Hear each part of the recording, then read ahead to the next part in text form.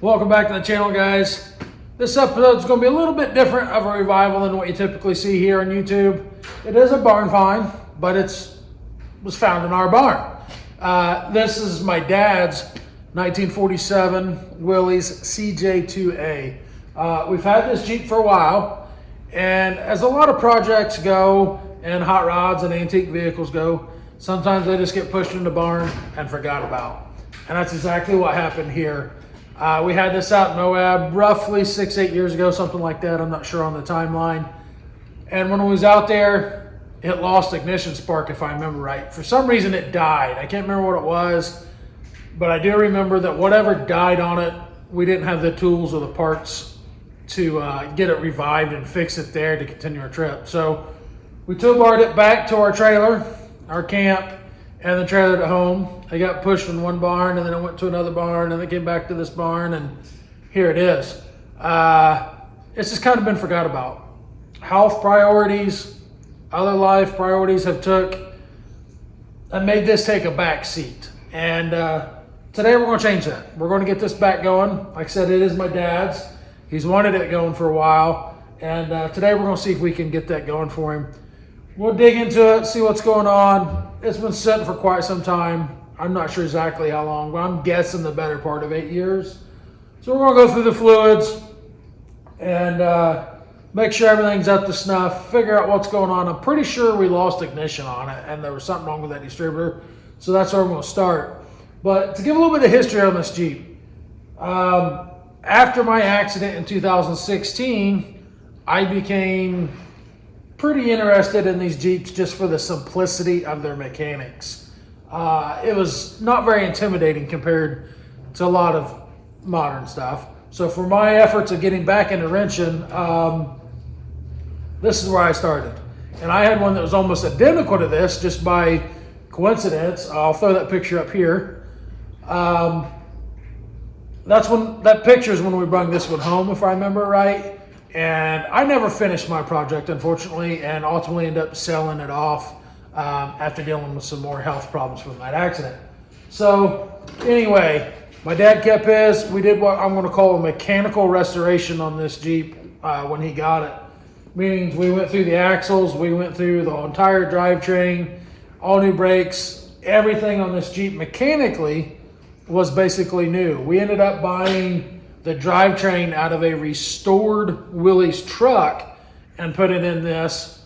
That individual had restored that truck, all original truck, restored it, the 134 flathead 4-cylinder, the 3-speed transmission, and an aftermarket overdrive.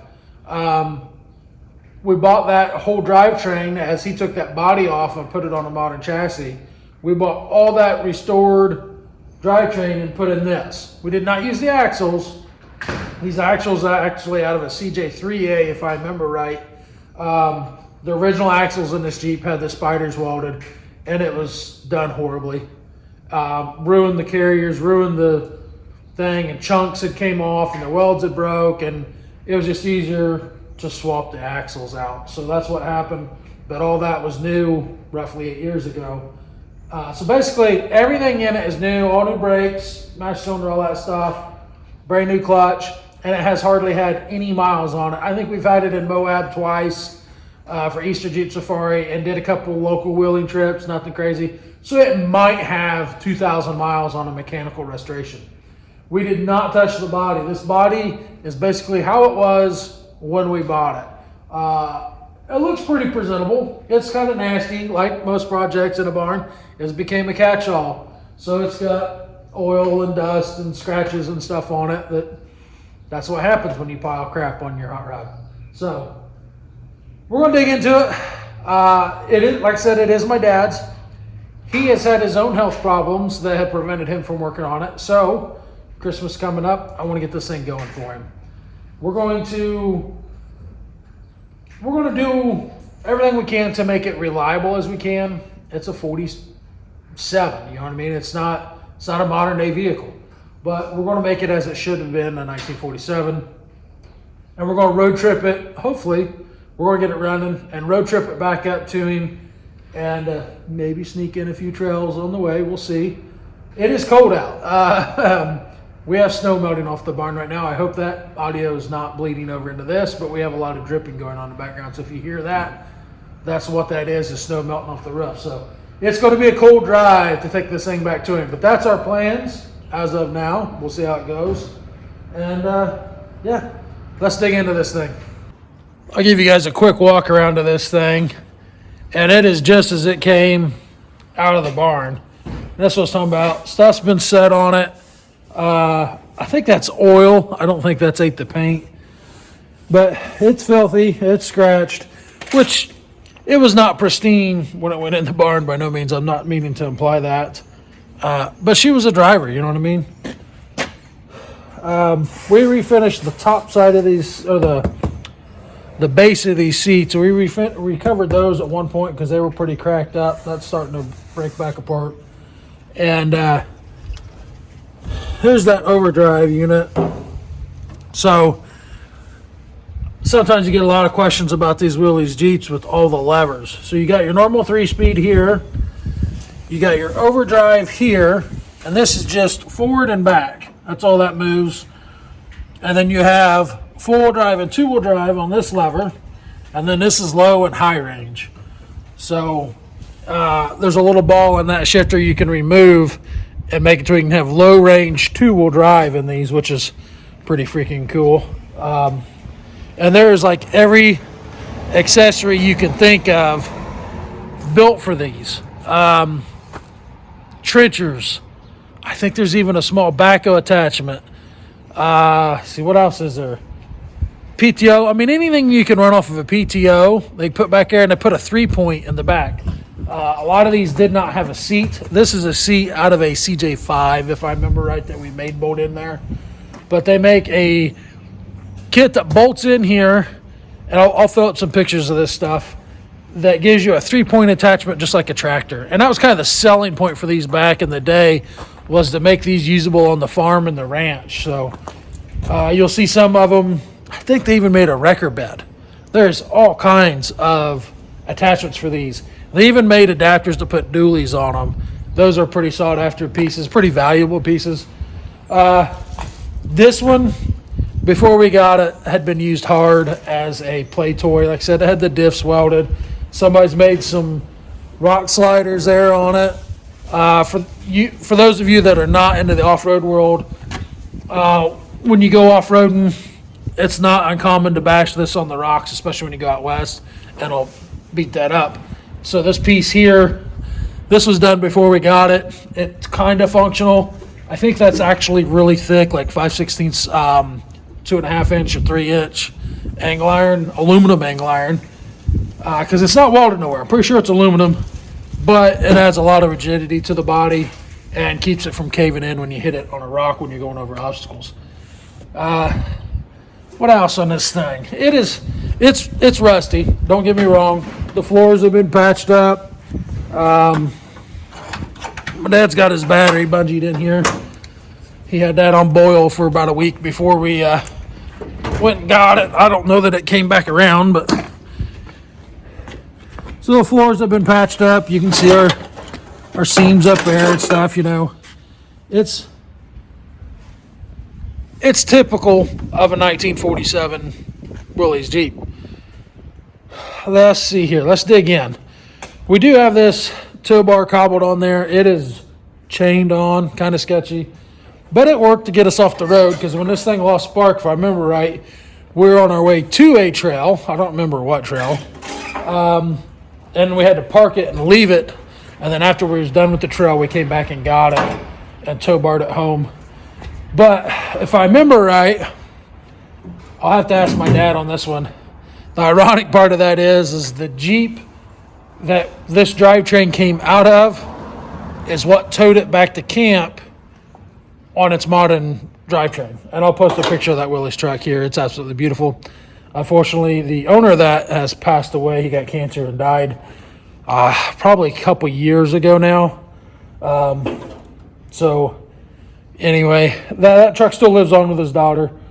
But that truck is the one that this drivetrain came out of. He restored it, and he was big into, the owner of that truck was big into the going up to the sand dunes up in Michigan, I think it was.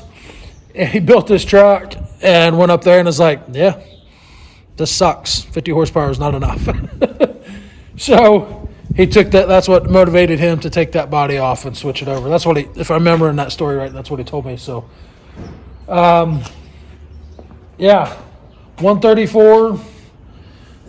I believe the flatheads are called the L134, and the Fs, 134Fs, is the overhead valve version.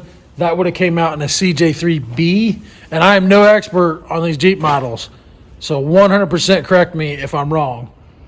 I believe the CJ3B was the overhead valves, and they had a taller cowl section right here. Some of them called them a high hood because the hood is physically taller. Once again, I'll throw some pictures in here. This part of the hood is a lot taller to compensate for that taller engine that has a valve cover and there's overhead valves, and then the windshields are different as well. There's some other differences too, but that's the first one. 46, you'll hear a lot of people call these an Army Jeep.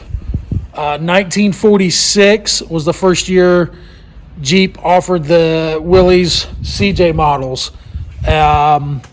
I've heard that CJ stands for civilian Jeep. I don't know if that's true, but these are not military Jeeps in the sense of there is differences. Like I said, I am no expert on this, so 100% correct me if I'm wrong in the comments. Easiest ways I know to tell a military Jeep, a couple things here. Tool indents on the sides. Right here, right there, there'll be indents and some bracketry to hold an axe and a shovel. If you look at my Jeep, it was a early 46, and it had some leftover markings of a military Jeep, like they were finishing up that production run. So it had the tool indents in it. The only CJ you're going to see with those that is original is an early 46. A couple other things that are on the military Jeeps. The grill is way different. These are real easy ones. The headlights are recessed, and they're made to where they can pop out from the back and be used as a work light. Marker lights are going to be blackouts that are recessed in there, and then this is going to be a hinge so that grill can be folded forward easily to pull the drivetrain and work on it. So that's some quick, easy things. Another thing with the military Jeeps, let me pull this spare tire out of here real quick. I don't know if I'm going to be able to do that one-handed. On military Jeeps, there's a hump right here on a lot of them that sticks out like this. And that is for a turret for a 50 cal to sit right there. The machine gun base. I don't know if it's a machine gun, but I believe it's a 50 cal. Somebody let me know that in the comments. I know there's going to be some guys that watch this that are way more educated than I am. What I did learn about these Jeeps, I forgot because I haven't been involved with them too much in the recent years. So a couple other differences is the filler neck on a CJ2A and some other models is quite substantially different. Military Jeeps have a huge neck right here and a huge fill tube versus the small CJ2A one here. So there's a few subtle, easy tailways, tailgates, military Jeeps. I don't think any of the military Jeeps had a tailgate. This was all smooth. And then I can't remember. I need to do some more research, so I might have to cut in and correct myself here. I believe Ford's, yes, Ford built these Jeeps as well during World War II. I believe the Fords were the only ones with a toolbox in the side back here. I'm going to have to do some digging and double check myself on that. I'll correct myself right here. So anyway, that's some quick, simple things to tell a military Jeep apart from a civilian Jeep. Generally, people just lump these together as military Jeeps, and that's not quite right. And I believe the military Jeeps is an M38. When they went to the CJ5 body style, I believe they were an M38A1. So once again, all this is what I believe. I'm no expert, so don't torch me here, okay? I know I'm probably wrong on some of this stuff. So, but let's dig into the mechanics on this thing. I'm going to start with taking that distributor cap off and seeing where we're at. Actually, no. I want to make sure this motor's not locked up. We had a problem with this motor one time before, and it was locked up because Jeep has this horrible design flaw. That seam that goes up the middle of that hood. Boy, I look drunk trying to do that. That lets water run in, and where it goes is it drips down this seam, and it lays right there on that head. And what it does is it runs in around these spark plugs. It pulls up there, and then over time seeps into the cylinders and locks it up. That's exactly what happened to this Jeep. I have no idea what somebody's had bolted on here. Some kind of goofy hood ornament. That didn't help. That helped contribute to it. So this motor has been locked up once before, and something that we found has worked really well is take a deep fryer, even a crock pot. We use a deep fryer, and literally, that's kind of ironic because that's getting close to this time frame of the year because we're pushing Thanksgiving, and that was our grease from deep frying a turkey that year. We heated that back up in a deep fryer and dumped it right in the cylinders. It wasn't stuck bad, but the combination of the thin oil and the heat was enough to break this motor loose. So we've had pretty good luck doing that. I've tried it a couple other times with success. So first thing is turning that fan. It's slipping the belt, and it's not moving that motor. This motor does not have hardly any compression. It doesn't take anything to turn it over. I'm pretty sure this thing's in neutral already. Let's see if it rolls. Yeah, she's free. Oh, that's not looking good. Might have to get Austin's assistance here. We're going to put this guy in gear and see if we can give her a tug back and forth, Austin. There we go. All right, we got movement. First bit of relief. Now this, I was talking about water seeping down the hood. This thing has been inside. That little bit of time that it did leak through, it was underneath a lean-to that was open-faced, and water did get to it. So I think the place to start, so I'll pull this distributor cap off, and we'll go from there and see what we find. Well, I didn't. Coil wire's missing. Plug wire's missing. Huh. Well, I'm just discovering some stuff here. All right, I pulled that distributor cap off, and the very first thing I noticed is this coil was laying down on the starter. I have no idea why that's off. And another thing I noticed is the hot wire is off of the starter. I'm wondering why that is. I'm wondering if that starter didn't get killed cranking on it or what's going on there. The vacuum advance is also missing off of the distributor. I don't know what's up with that. Huh. I don't remember any of those issues. I don't know why the coil wires or the coil's loose. I don't know why the starter's not bolted on. Huh. I'm not sure what's going on here. Well, I guess the place to start, we determined it's not locked up. We'll hook this back up. Now it's missing the nut. That's great. We'll get that hooked up. We'll throw a hot battery in it and see if that starter at least turns it over. I'm not sure why that's missing or why that's unhooked. Alrighty, we got our battery cable hooked up here. I don't know what's going on here because that battery cable didn't fit over the stud. So to take it off, drill it out. And when I say I don't know what's going on, I don't know that starter's been changed. Why would the battery cable no longer fit over it? So apparently at some point, somebody has changed the starter or the battery cable. I don't know why that would be off. I don't know why the coil's off. But anyway, we got that hooked up. We put the battery back in here. I'm going to have Austin sit inside and watch for smoke signals. And if we don't have any smoke signals, we'll give it a crank and see what we got and go from there. So go ahead and climb in, buddy, and watch for smoke in there. I'm going to hook this negative up. Okay, I'm not getting an arc when I hook that negative up, so that means we don't have any draw, or it means our battery's completely junk. So let's try maybe turn on the headlights, buddy. Which switch is that? Just start pulling stuff. There's only one or two switches. Probably that one over there. Pull that switch. We don't have headlights, so I bet that battery's junk. Go ahead and push the clutch in and try cranking on it. That's as far. Yeah. Yeah, we have absolutely nothing. So I bet you that battery's junk. Alrighty.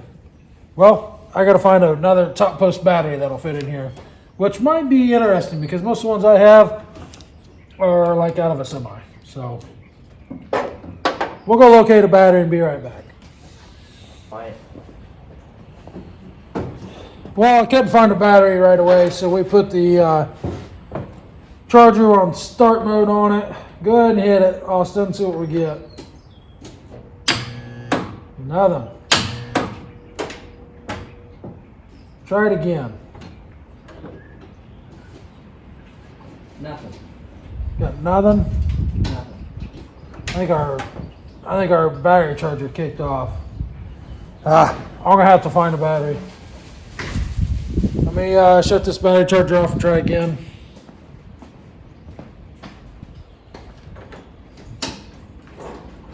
Nothing. So Austin hit that a couple times, and I don't know if the audio on the phone picked it up, but a loud hum out of the starter solenoid, and now we have absolutely nothing. Not sure what to think of that.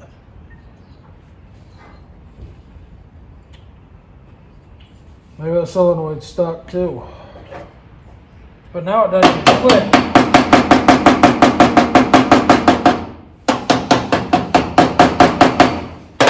I do have an idea. Let me go get my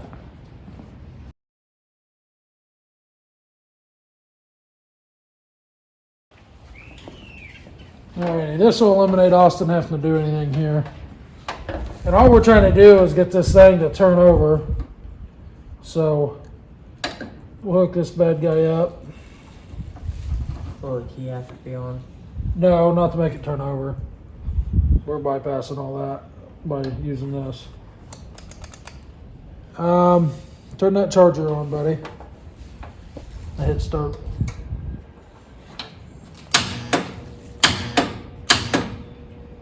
I think it's safe to say our solenoid's stuck or junk. We get 2 or 3 clicks out of her and she just says no more. I think the charger's kicking out.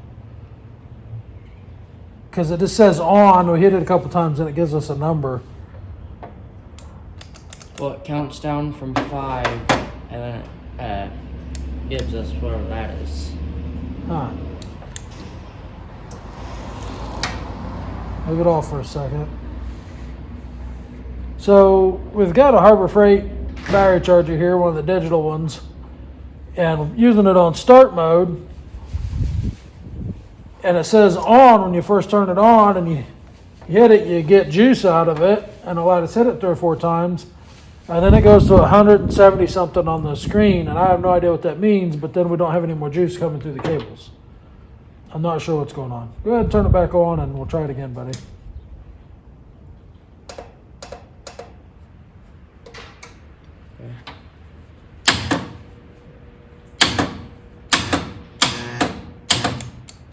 Alrighty. Alright, turned off. That actually acted like that starter was stuck then. Or maybe it's bound up. Maybe it's jammed into the flywheel. That could be. I paid attention to the jump box or the charger that time, it counts down from 5. You have 5 seconds to get it started, and then it shuts itself off. That's what it's doing. So I think what we'll do is leave it in gear and rock it back and forth and see if that starter isn't stuck on the flywheel. Hopefully we don't wreak havoc on all of our lights and stuff. Let's see if we can rock her back and forth a little bit. It's not in gear. So again, I don't hear that starter. That starter never released. If it was stuck, it would have popped. And I never heard that.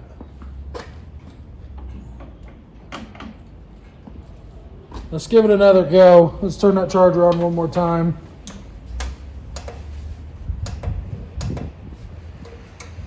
Okay.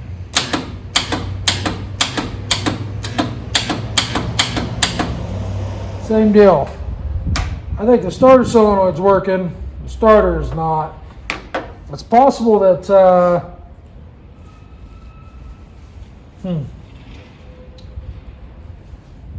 it is possible that that starter was bad and maybe we were taking it off. I don't know. My assumption here is purely assumption. My assumption is when this thing lost ignition, somebody cranked on it and killed that starter. But that still doesn't make sense why that battery cable wouldn't have bolted on. So I'm not sure what to think there. I guess I'll unbolt that starter real quick and bench test it and see what we get. It's literally just 2 bolts that holds it on and a cable, so it's not hard to remove. But we'll start there and see what we get. I'm going to take this battery. When we hooked this battery up, my charger showed that it had 6.8 volts in it. So it's junk, but that doesn't mean we're not going to put it on boil and smoke it for a little while and try. I don't know. I think I said it earlier. I don't know that I've got one small enough to go in this at the top post. We'll have to look around and see what we find.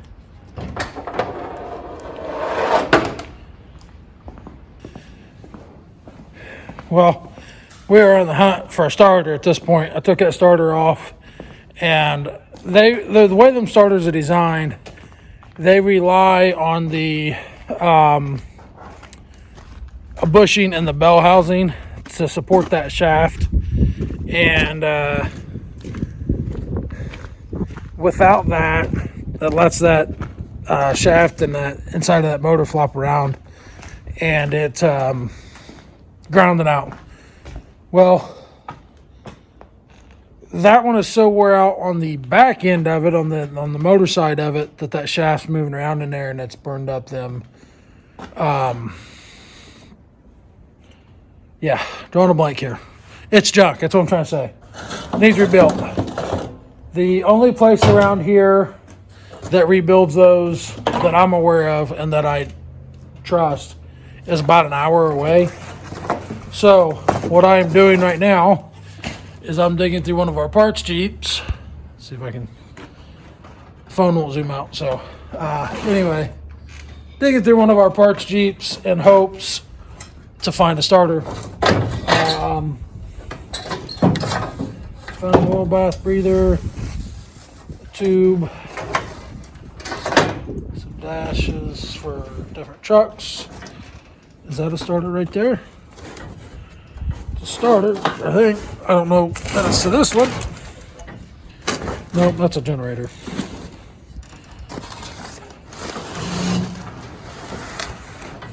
Not looking good. Not here anyway. I've got, oh man. Let's see if we can get around to the other side and see what we can find. I've got 2 parts Jeeps out at another property that we can go try. Doesn't look like this Jeep's going to have anything. And this Jeep doesn't have a motor in it, so we can't pull one off of it. And the tote of parts that I had here at the shop, it doesn't have a starter in it either. So we're going to jump in my plastic Jeep, as I call it, my JK, and run out to the other property. We'll take some tools and probably steal a starter off one of those, and hope it's better than this one. Not optimistic at all.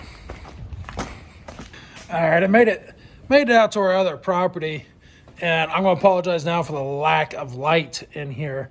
This is actually the building where that Jeep was built at, and there's no power out here momentarily. We had a issue in the breaker box or something. I can't remember exactly what's going on, but the lights don't work like they should. I'll flip you guys around here while I dig through this stuff. This is all Jeep parts here. Zoom out here a little bit. This is all my old storage, and nothing has been used out here in quite some time, and the critters have overtaken this building. So I don't remember what all is out here, honestly. It's been a minute since anything's been done here. So I am basically looking at this for the first time. There's a starter right there. I'm tearing this box to shreds. Oh, get out of the way. It's impossible to do this stuff while filming. That is a different style. What in the world is that off of? That's not going to work. That is way different. There's a clutch. Is that just a clutch? Another mouse nest. Way home. Not enough room for a starter in there, so I guess it doesn't matter.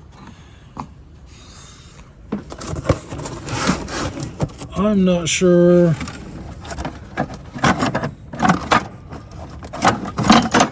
Wiper motor. I'm not sure what that starter's off of.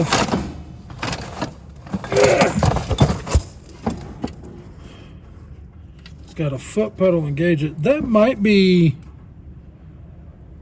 Huh.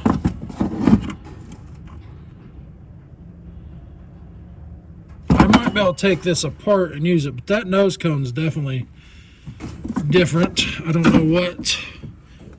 That thing's super light. I don't know what that's off of for sure. If it's Jeep, I don't know if those used, maybe those use different types of starters throughout the years. I don't know. Let's see what else we got in there.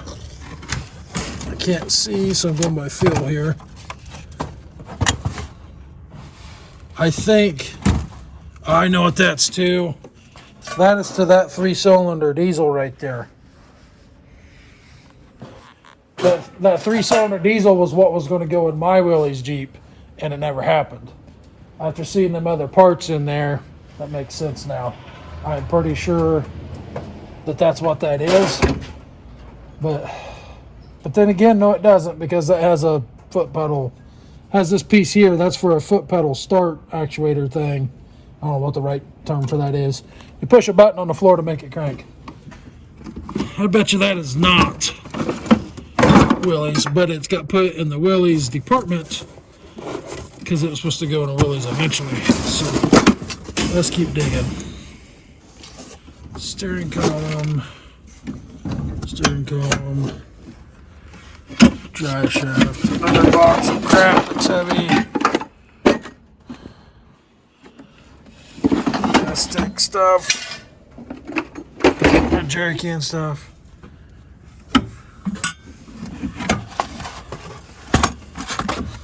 That's cool.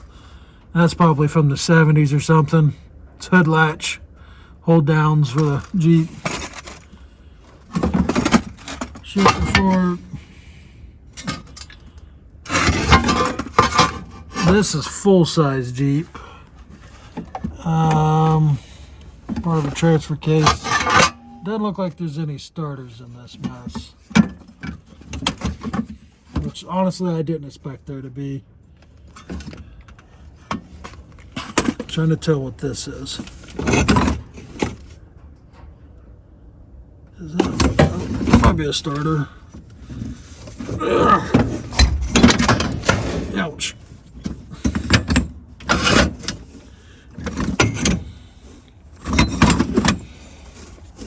Come here. Come here. Come to daddy.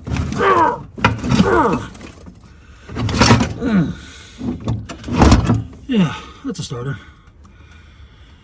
I don't know what it takes to convert that.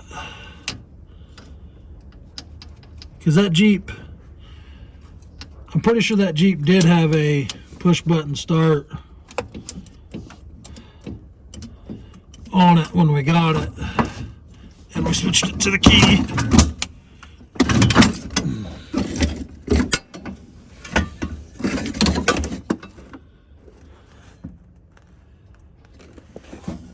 Oh. Some of you Jeep guys that are watching that are smarter than I, educate me on what had a key ignition start and what had the foot pedal start, because I don't know, but I would like to have a starter that uses the key. We're gonna drag this one out. Yes, I know I shouldn't be carrying it like that. Not now, so I can take this motor off maybe, I don't know. And I'll go out there and I'll see about taking the starter off these other two parts Jeeps I got out back here in a second. I gotta walk back here. I've got two more Jeeps stored back here in the woods that are really, really rotten. That's all they're good for is parts. We're gonna go back here and see if we can get to them, and maybe we'll get lucky, the starter being the seat or something like that. I'm not that optimistic, but here's the first one. And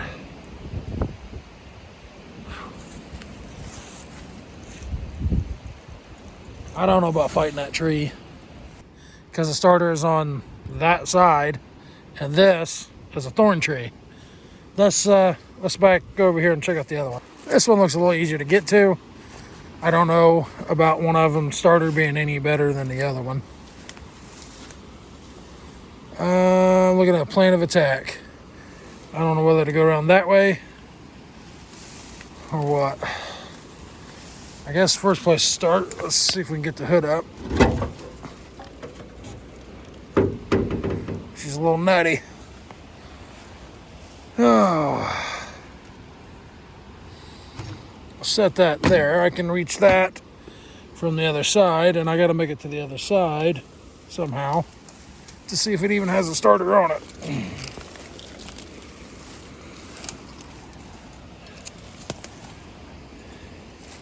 Seeing a battery cable laying there, so I'm not optimistic. And it is gone. Daggone it. Okay. Well, that eliminates that one.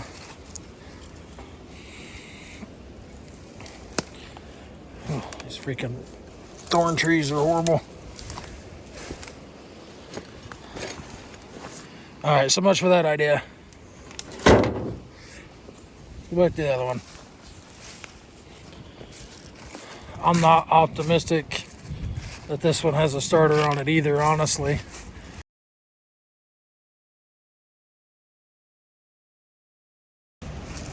Alrighty, let's try this again. I don't know how much we lost, but or where I was at in the video, but we ran out of storage on the phone.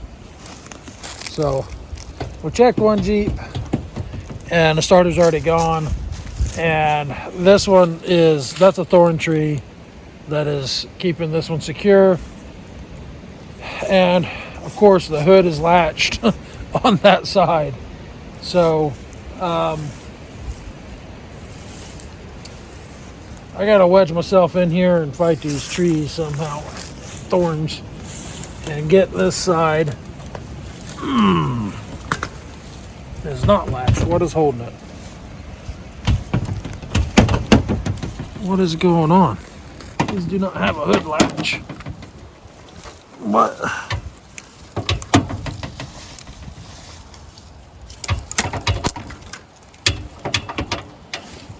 was weird. It's missing the starter too.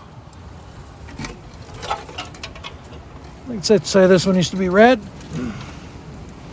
Daggone it. That ends our scavenger hunt for a starter. I found a couple that had been took apart on the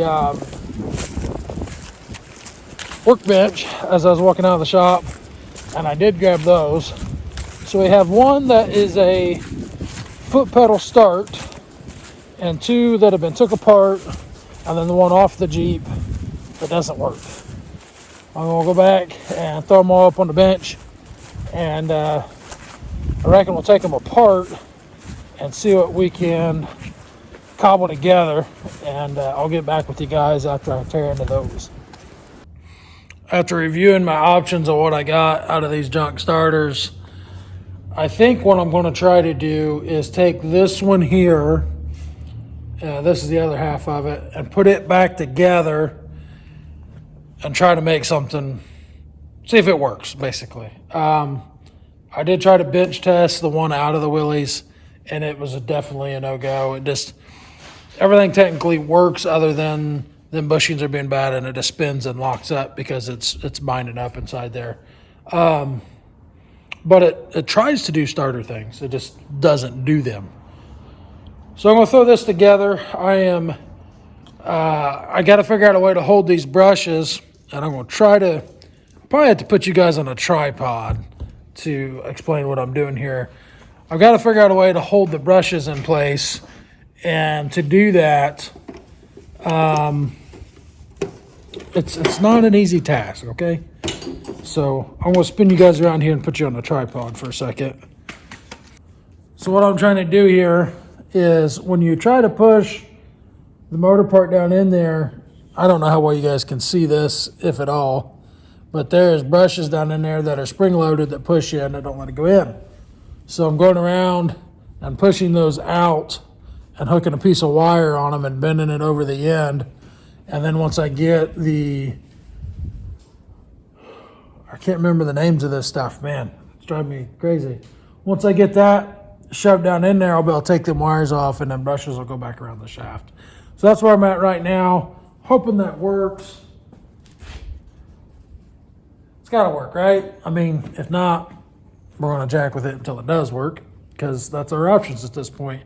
I did call the rebuild place, and they're like, yeah, we could probably get you something together. Then I told them what it's doing, and they're like, oh. So, not 100% confident that they'd be able to get hard parts. He said some of these parts are just unattainable anymore on this old stuff, and they usually end up trying to retrofit something to make it work. So that's our last straw. That's our last option. I'm going to try to put this starter together. I have no idea why it was took apart. And that one I went a little overboard on. Yeah. I'll try to get you guys, I don't know how to do this where you can see what I'm doing, but got that other brush pulled in there.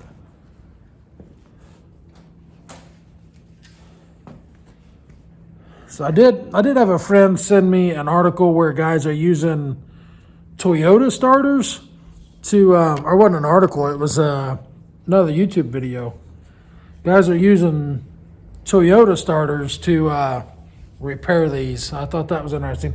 And that kind of tells me that you can't get parts for them, because why else would somebody retrofit Toyota stuff onto their Willys? So try this, do this where you guys can see.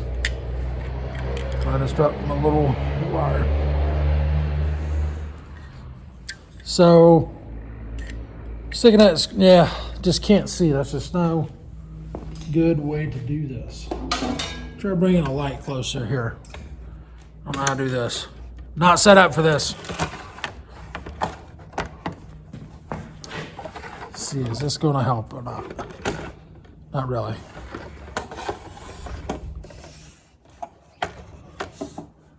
No way of holding that. Can you get a shot in there? Nope. There you go. All right, you guys can see them 4 brushes sticking out in there. Some of them have got, 2 of them's already been pulled back with a wire clip. Basically, I'm pushing them back through that little retainer and then putting a piece of wire on them to hold them. It's hard to do all that and hold a light. Just kind of a dungeon in here, and it just doesn't work real well all the time. Basically, if I can hook onto that spring with that wire, the brush will stay back out of the way. This is one of them deals that just, it's not practical to video, you know what I mean? You got big freaking mitts trying to get in there and these little bitty holes to do this stuff, and it just doesn't happen.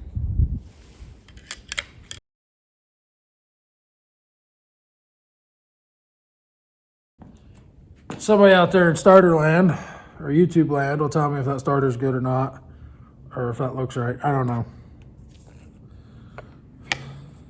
You guys heard me reference my accident at the beginning of this video.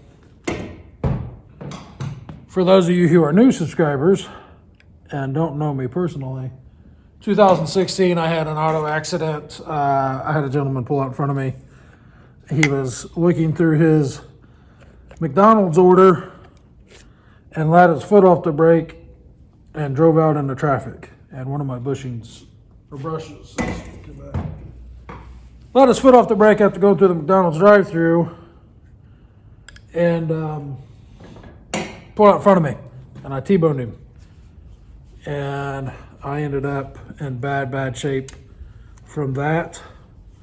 End up with the brain injury and spinal cord damage, and from the brain injury I ended up with what's called post-concussion syndrome, which is really common in pro football players, and that is like the worst migraine you've ever had in your life times 10. But mine lasted 4 months, I think, 3 or 4 months. There's nothing known that will relieve that pain either. There's no pain meds on the market that affect that, because it's your brain shorting out essentially. So that was pretty amazing times. As a result of that, your brain's not meant to handle that trauma, and it really messes up your regular ability to do things like your memory and stuff. So most of my memory is gone. I used to be able to rebuild starters and stuff blindfolded. I have a hard time with all that stuff now because I just don't have the memory. So, and that is not wanting to set in there for some reason. I don't know what's holding it up. I think I get that bushing out and maybe put it on the shaft. So that was in 2016, and fast forward to just over a year ago, I had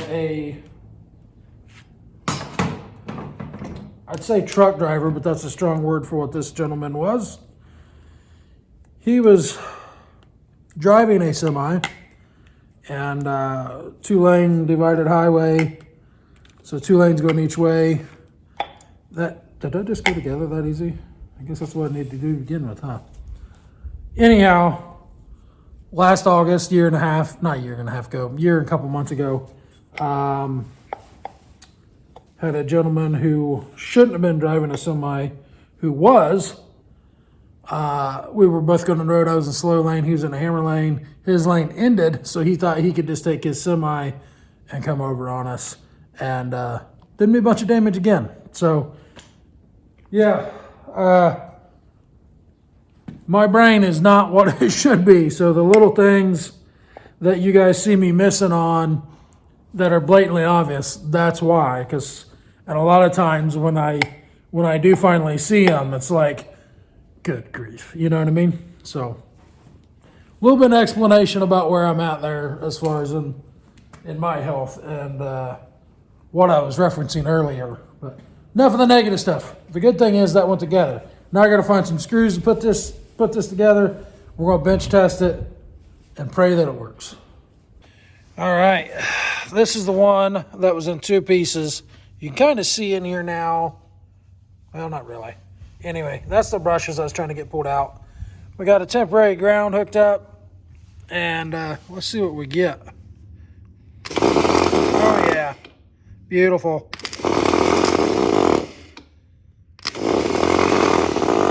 I think that'll work. Let's get this dude installed, and then we'll move on to the next issue, and whatever that may be. But yeah, we're making headway finally. Got the starter installed down there, battery cable's hooked up. We got a little trigger hooked up. Let's see what we get. Moment of truth. Okay, I think it's in gear. That it at least turned over. Is that neutral?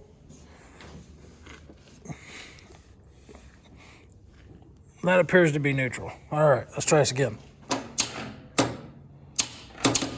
That sounds like a dead battery. Let's hook the charger back up and give her some more woo pals and see what happens. All right, let's see what we got. Set her on boil and start.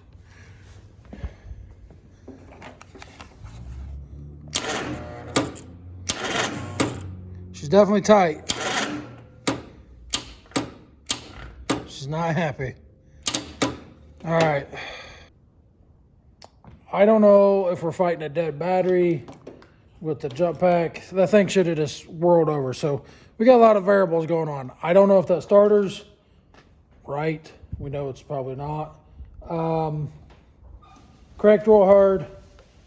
I think the next step I'm going to do is pull them spark plugs out, lube them cylinders up. It's possible this thing's got some rust. It has set for quite a while.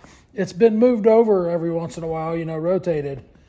But that's no guarantee of anything. So we'll pull these plugs out real quick, and we'll throw some lube in, and we'll crank her over with no plugs in it and see. Come on, we'll see what see how she acts then. All right, got the plugs out. They are pretty rich, but or have been running pretty rich. Nothing's rusty though, so that's good.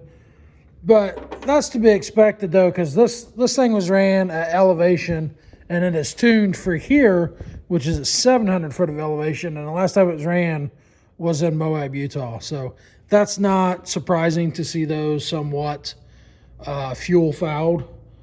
There's just no oxygen in the air out there. So we still got this on. Let's see what we get with no spark plugs in it. Oh, no better. Oh, I bet that, let's try this. Yeah, that battery's just not holding up. I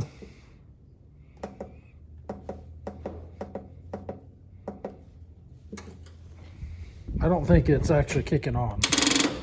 Yeah, my charger's not kicking on into the start mode. This is supposed to be 200 amp start, and we're not getting that. I think, well, oh, I'm hitting the wrong button.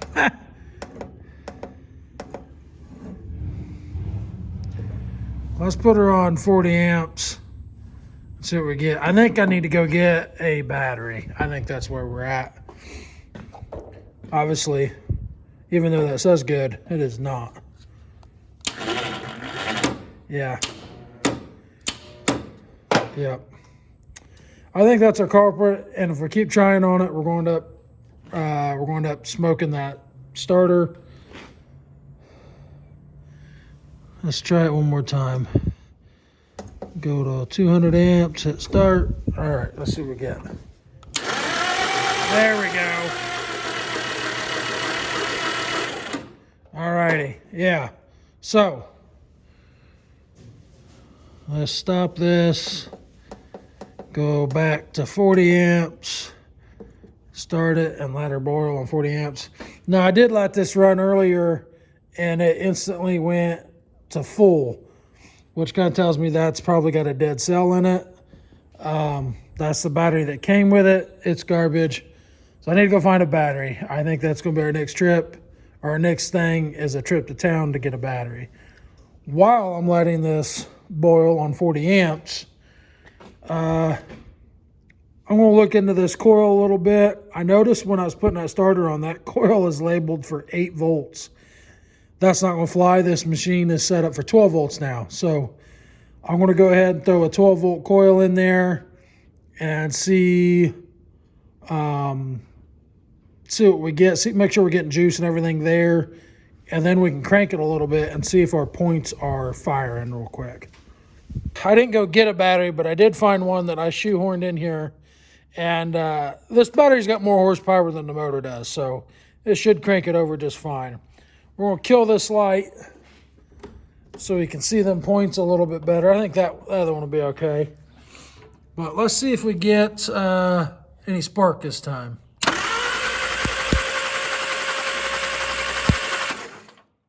I don't know if you guys can see that or not, but that is very inconsistent spark.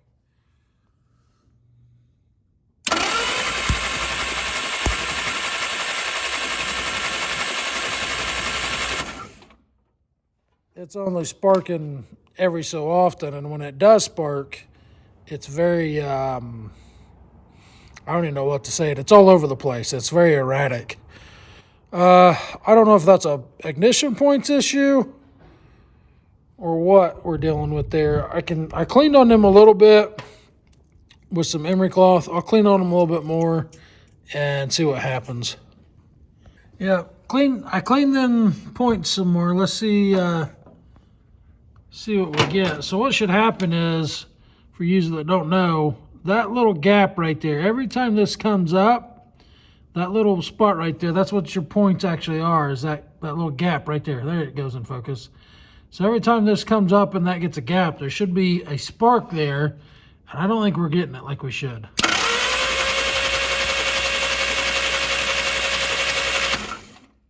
Nope, I'm not getting nothing. So in theory, with that being closed, every time I crack that open and this right here gets an opening, that should spark.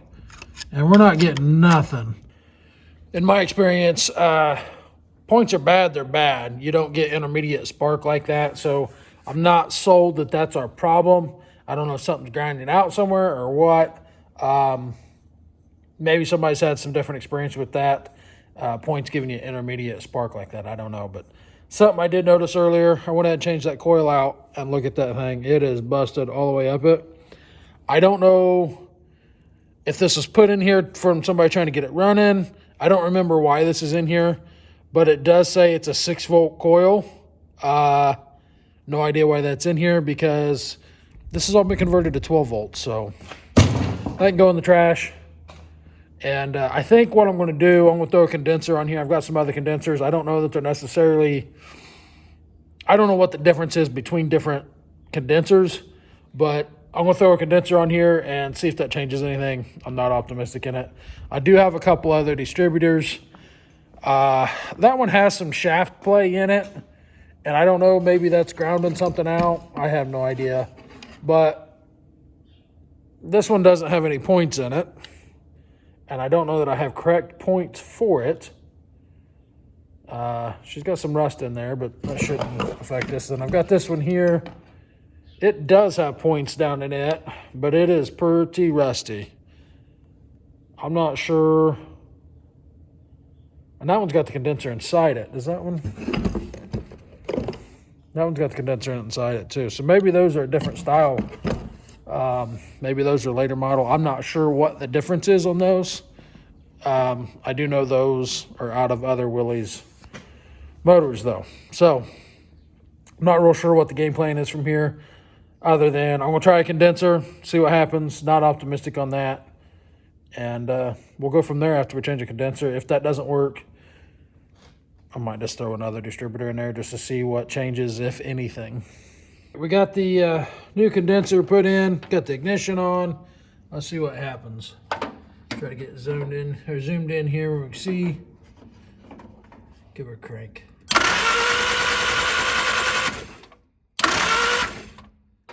Nothing. That did not make a difference. Let me think here. All right, I did every testing that I know of, and I'm 99% sure it's done right, and I cannot get this thing to make spark. I changed the condenser with a new one, tested it, it all looked good. Tested the coil, it tests good. So what I did, I grabbed one of these other distributors, and I just have it setting down here and grounded out to our alternator bracket. So I'm going to turn the ignition on and crack those points and see if we get any spark out of this distributor. Yes, I already saw it.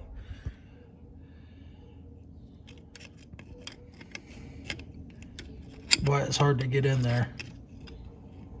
I'm trying to do this one-handed without grounding it out. No, I'm not seeing it.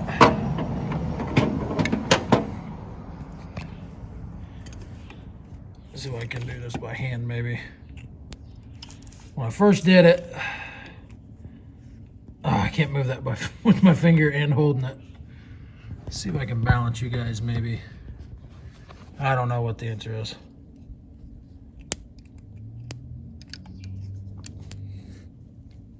Well, that worked. I twisted it like that. Well, I got you guys where you can't see. I twisted it like that on that shaft, and we got a spark. But, you know, I'm looking at this, and now I'm second guessing whether this is the distributor out of this, because it seems like I can remember there being a bunch of shaft play. And that was the problem, because it was grounding our, I don't know how well that's showing up. I'm gonna shut that coil off. Yep, I just seen it spark. Down here. So I'm wondering if that distributor,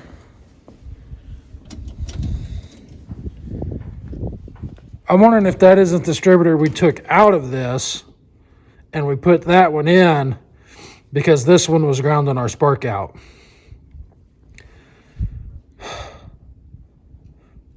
My brain's failing me today. I just can't remember what we've done and what we need to do.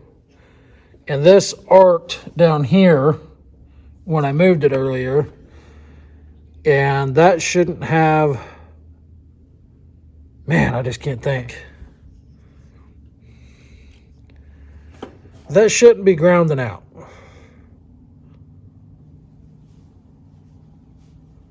I don't know. I think what I might have to do is just put that distributor in and give it a shot. It's at least making spark at the ignition points where I don't feel the other one was. It did periodically to start with, but it was very intermediate and broke up. I'm not sure what to think. Let me look at this other distributor and see how much play it has in that shaft.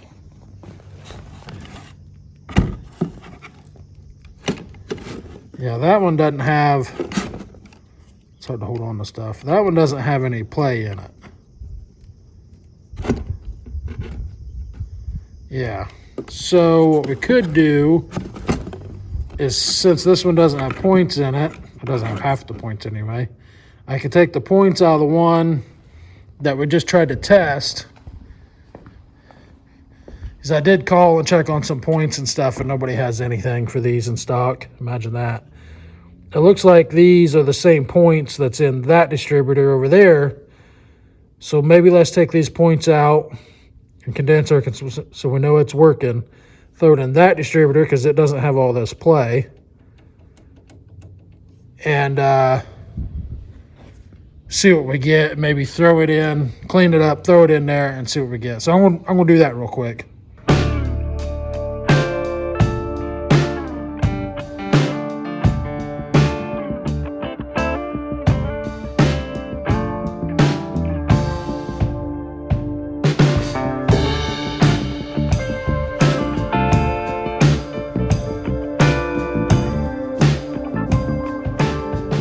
Okay, distributors in, points swapped.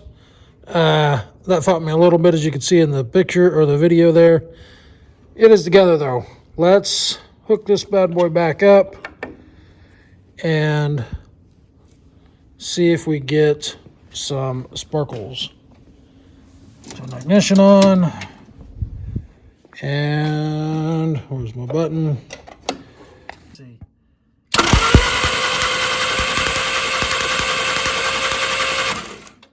I think we're good. Now, next step. Turn that back off. Next step is getting those wires. I'm hoping those plug wires will fit this cap. Obviously, significantly different size. There's 2 caps and 2 rotors in that mess. This one doesn't look like it has too many miles on it. So I'm going to assume that, throw it back on there, and figure out the firing order again real quick. And we should be able to fire up. I guarantee you that carburetor is going to need going through. It was left with old ethanol gas from out west in it, and that's what's in the tank. But maybe it'll run on it. I don't know. I did notice that when we were cranking it, it did build, yeah, that ball of dirt over there is a fuel filter. That did build fuel pressure. So if the stuff's flammable, I'll run it out. I don't care. But we'll dilute it. Once I get it running, I'll run it up to the gas station and top it off. But let's throw some wires on this thing real quick, and I'll bring you back around once that's done. All right, we got about I don't know, I guess it's technically a 50% chance of getting the timing right and not being 180 off. But I just realized I don't know where the freaking coil wire's at, so let me go find one of those, and we'll try to get this dude fired up for the first time in quite some time. So let me go find a coil wire. Like I said, I don't know why that's missing, but let's see if we can find that dude.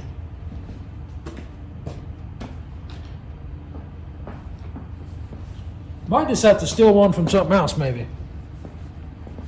Found one out of a cheapo kit. It's a Max Protection, Max Power. Oh, I don't know where. That's not something I would have bought from the store. Belden Premium. I've never heard of that either. Class F. That's a new one on me.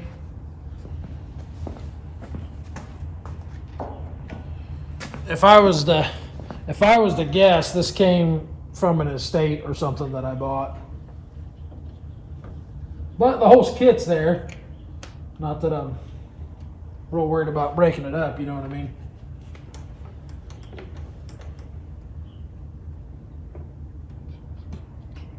Oh, is it gonna fit in that coil? Nope. It doesn't really want to cooperate with that coil. Might have to get rid of that boot. We'll slide that boot all the way up. That's what we'll do. Fits now.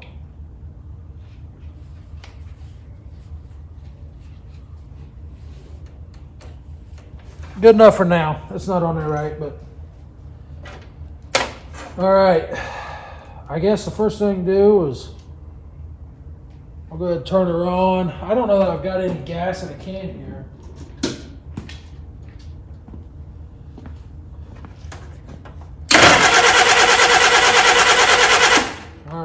Got that much.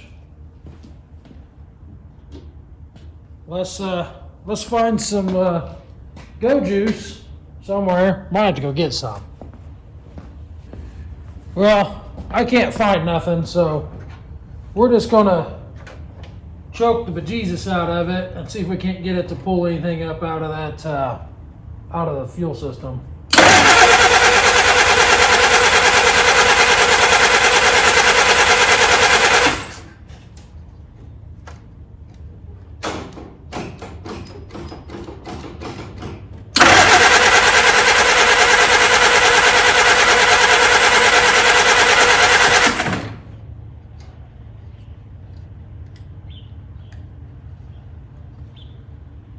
I think I slid.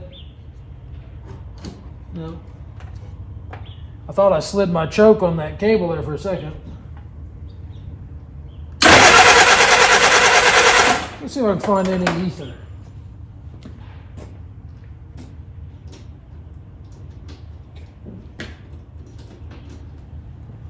I'm an idiot. I didn't have the key on. I'd say I got a plug wire crossed. Yeah, for sure. All right. Let me do some Googling because I thought I had that numbered right, but I apparently did not. On a positive note, it runs. 134. Fire in order. I had 2 and 3 switched. Wasn't as bad as I thought it was. All right, let's give her another whirl.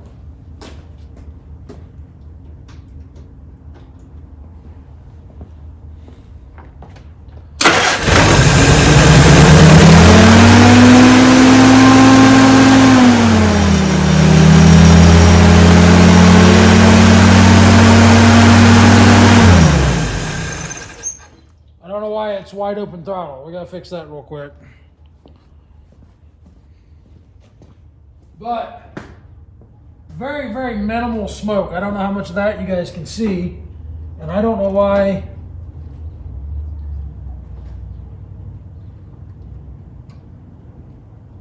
I don't know why we got so much throttle going on.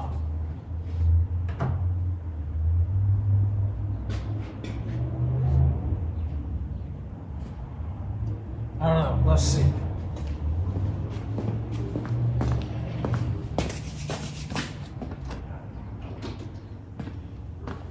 Give her a go. I just thought of something. I never checked the freaking oil on this thing.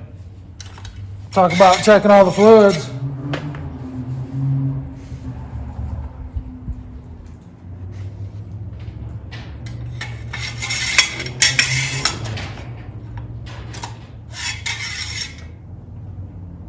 It's like water, but it's clean and it's full.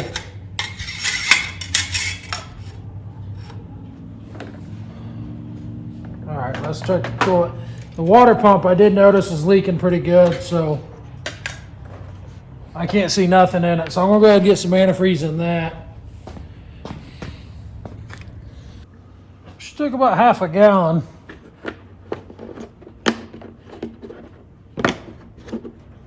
It's not completely full, but it's full enough.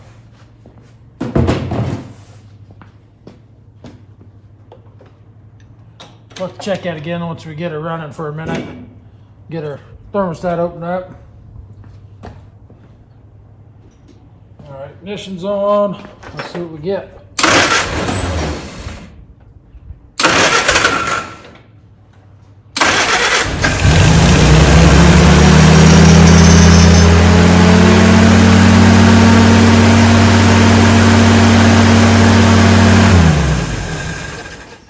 I don't understand the idling at 8,000 RPMs. I don't understand that. I'm gonna have to go ahead and clean this off here real quick, and before it all ends up on the floor.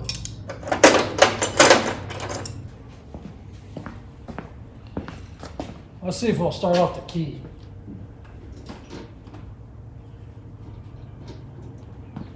Not when you unhook the battery, it won't. Dummy.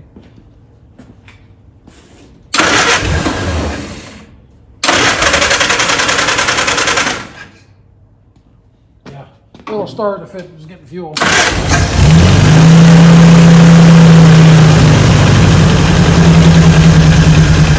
I didn't change anything.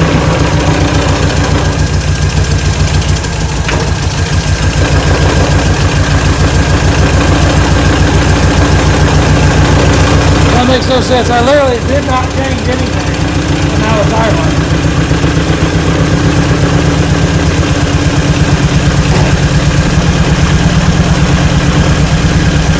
I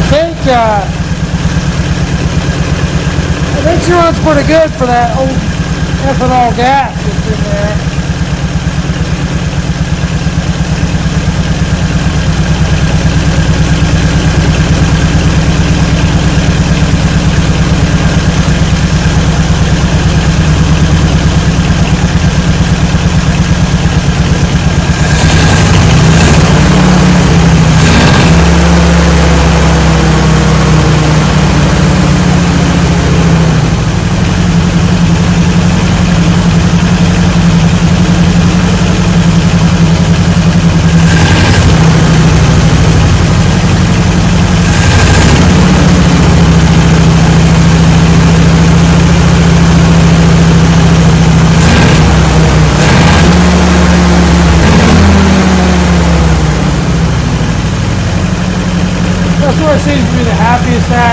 still not right, but we're still dealing with that really old crap gas. So, and like I said, I think I said it earlier, out there in Moab, they don't sell a higher octane fuel. I think the highest, I want to say the highest they offer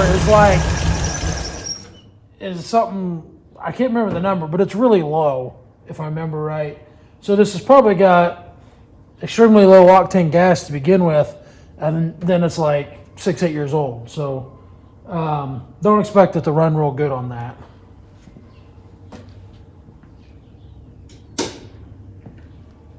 But I think what I'm going to do, I'm going to check some air pressure in the tires real quick, and then the gas station's only 3 blocks.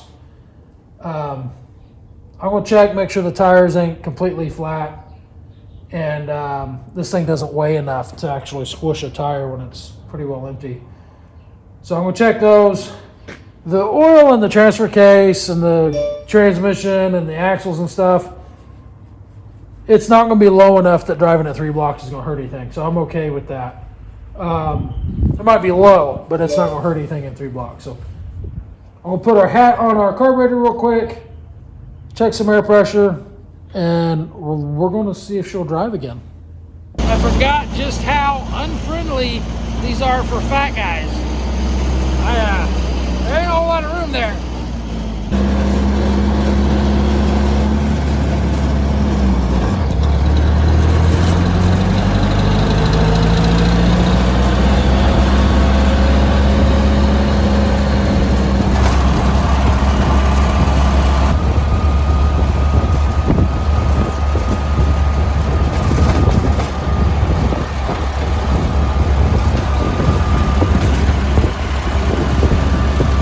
It is the next day, and I'm pumped to get this thing done. We had a pretty good test drive last night. I put, I don't know, 10 miles on it, something like that. And the one issue we do have is that water pump seeping.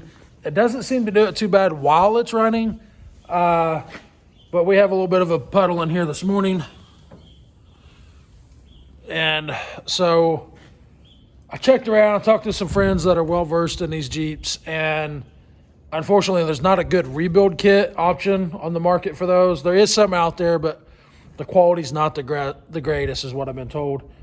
So we're just going to let that be for now and let it leak, essentially.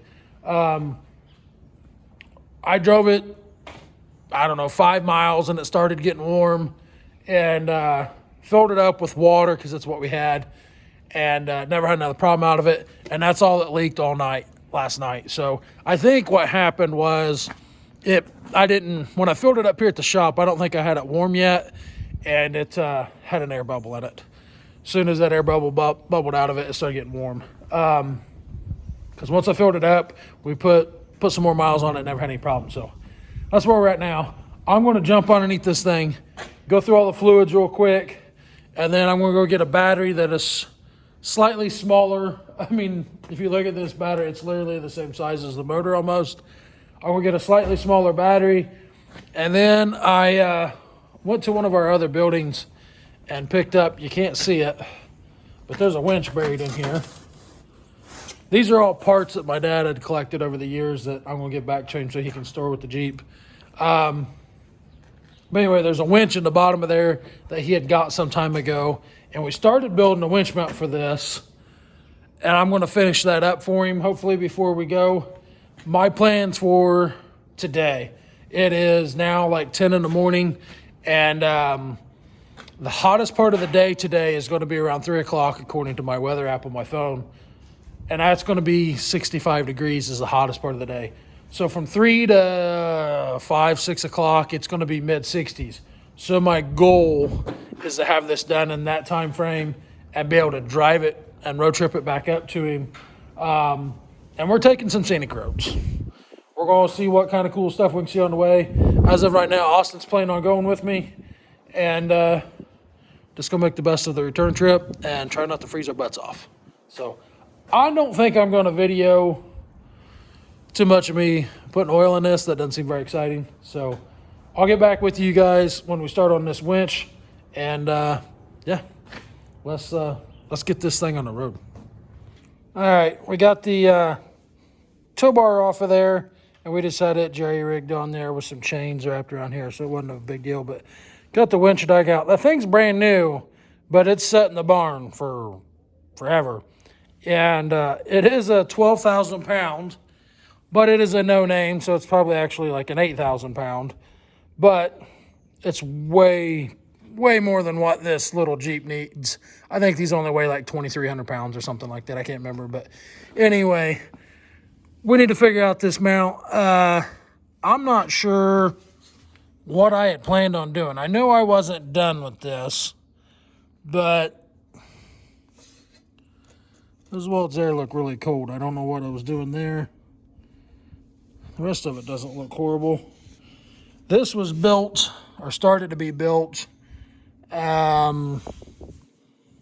pretty soon after my accident. So going back and looking at some of the stuff I did back then is some of it's pretty sketchy, because I did not have the brain power to be doing stuff that I was doing, but I did it anyway. So anyway, I'll probably burn a better weld on that. That's just sitting on top. The rest of it doesn't look horrible.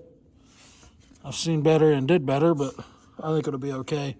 And that's welded all across up here too. This plate here is. So it's got quite a bit of weld on it. And then the winch obviously bolts in here. I don't remember what I had planned for the back of this. I don't think it needs a whole heck of a lot. And this is down lower. That looks like that's down lower than the frame. I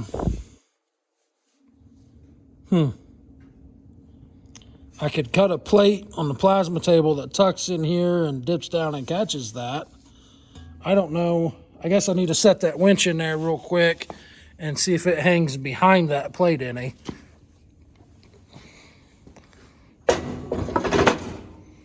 Doesn't look like it would. Right there's kind of in our way. But it looks like would be all right to run a plate across there and then drop it down. My thoughts are is make a tongue that goes in the frame rail here that I can weld on that outside of the frame, and then weld to this, stitch weld it down through there. It doesn't need to be solid. Just need something to keep that plate from rocking up is all we need.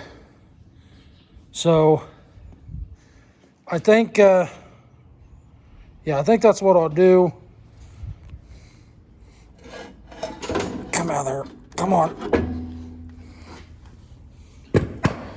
Get some measuring devices. Run a straight edge across here, measure up how far that is. Get a width across there. How height this is, or what this height is. And that should be it. Should be pretty simple to figure out, really. And then, like I said, I'll just stitch weld it, maybe 5 places across there, every 3 or 4 inches. And it ain't got to be super pretty. It's just got to hold the back of this from rolling up. So if we come up an inch, sorry, get you guys in there, we can actually see. If we come up an inch, we should be plenty good. And then just run that all the way over to the frame rails, and should be good.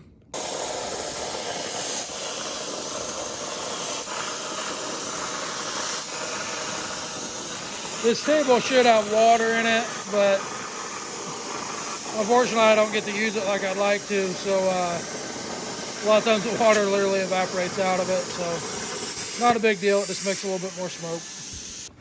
Alrighty, she's all cut up. Let's see how. Got her all cut. Let's see how she fits. That wasn't very smart. I don't know how in the world I'm going to get it in there. Oh, that's awesome. It's I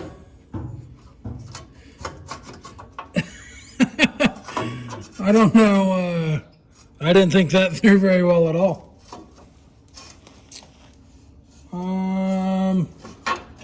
Let's get rid of that. I don't know how I'm gonna get that in there. I might have to cut that in half and then weld it back together to get it in there. That was Oh, that was pretty stupid of me. I don't know. I'm gonna have to set you guys down and see if I can figure out how to get this in there. Austin's been out here working on this go-kart. He took the engine back off the mini bike. I don't know if you guys seen the Rockabilly Ruckus videos, but we put him together a mini bike. Or he actually did most of it. He restored Alicia's dad's old mini bike and put the motor on it. And then when he raced it over there, he dumped it a few times. I think it scared him to death. So now he's ripping this go-kart around with the motor on it. But I keep telling him to start his own channel. You guys, if you guys think he should, let me know in the comments, and I'll show him to him. I'm trying to get him fired up to do some stuff on his own. So if you guys think he should, leave us a comment.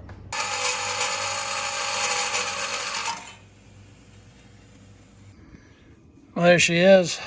I think that'll work all right. Obviously, I'm holding that seam together, but I think that'll work. I'll get a magnet to hold that up, and this bottom plate that's already welded in there, that gray one, I'll hit that with a grinder, clean it up a little bit. I don't know how much I'll be able to clean that frame. I'll probably just use a wire brush, get the dirt out of there, and burn her in.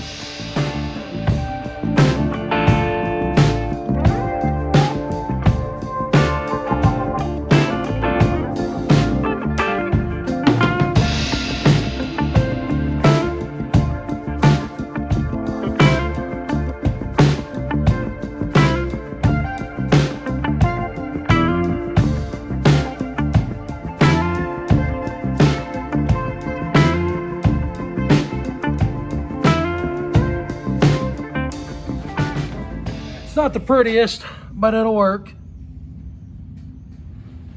Looking back on it, I should have laid these in there and laid it flat, welded that, flipped it over, and welded the other side, and then propped it up in there. But it'll be all right. It'll do what it's needing to do. Going to throw this bad boy in there, make sure our bolt holes line up, and go ahead and well, actually, I was going to say we'll go ahead and bolt it up, but I want to hit that with some paint real quick before I do that. That is it, guys. I went ahead and just wrapped up that winch real quick because we are running out of daylight. Got a few little things to button up, nothing important, but she's ready to hit the road, and so am I. We are quickly running out of daylight, which means we're also running out of a little bit of warmth that we have. So we're going to get bundled up and hit the road.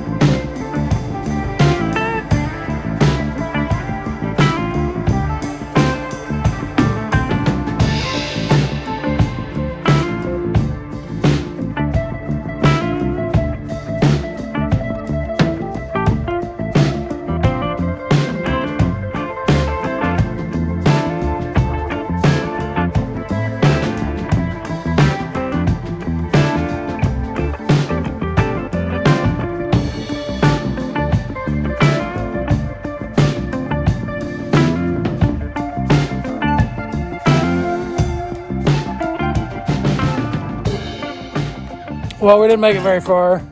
I don't have full throttle for some reason, and it doesn't seem super happy. I'm not sure what's going on. Reach around in there and hit the gas pedal, buddy. Just reach in and push it down with your hand.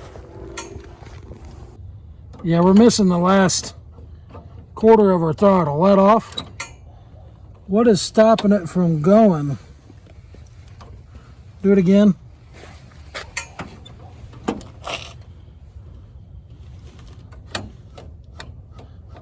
It's barely moving out here.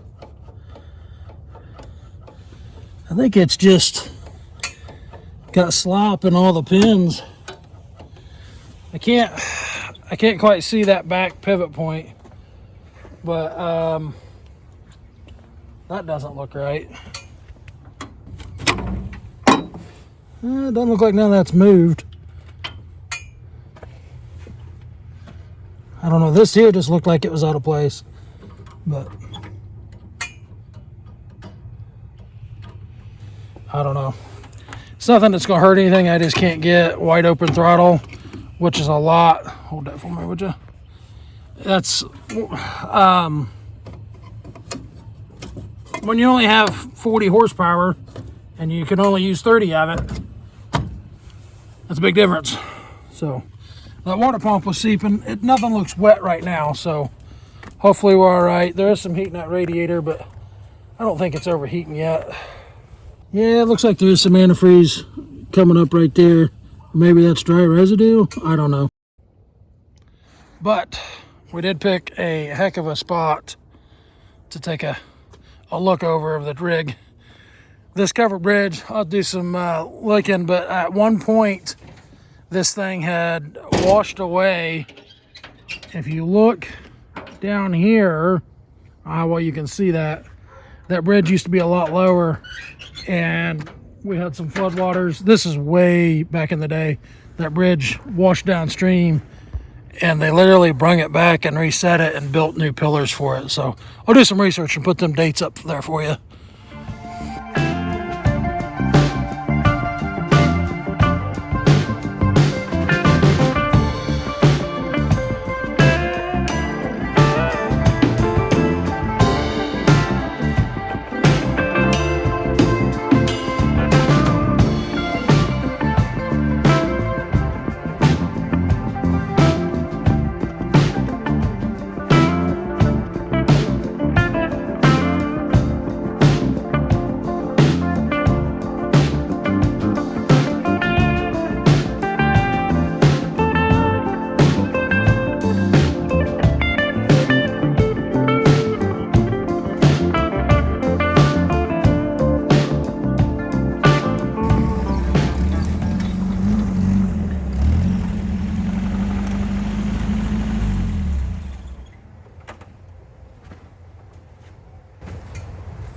Made it. That's gonna make it a wrap on this one. Normally at this point in the video I ask you guys what we ought to do with it, but we know exactly what we're going to do with this one. We're going to do our damnedest to not let it sit and be neglected. We're going to use it, make sure we get it out every so often and actually run it. I'm going to apologize for that time lapse on the way here. We tried a new phone holder. First time using it, it's also going to be the last time using it. It ended up just falling apart on us on the way here, and Austin ended up just holding the phone for the rest of the way. So if you guys would, hit that bell, subscribe, leave us a comment, let us know what you think, and let me know what you think we ought to try to rescue next. So we'll catch you guys on the next one.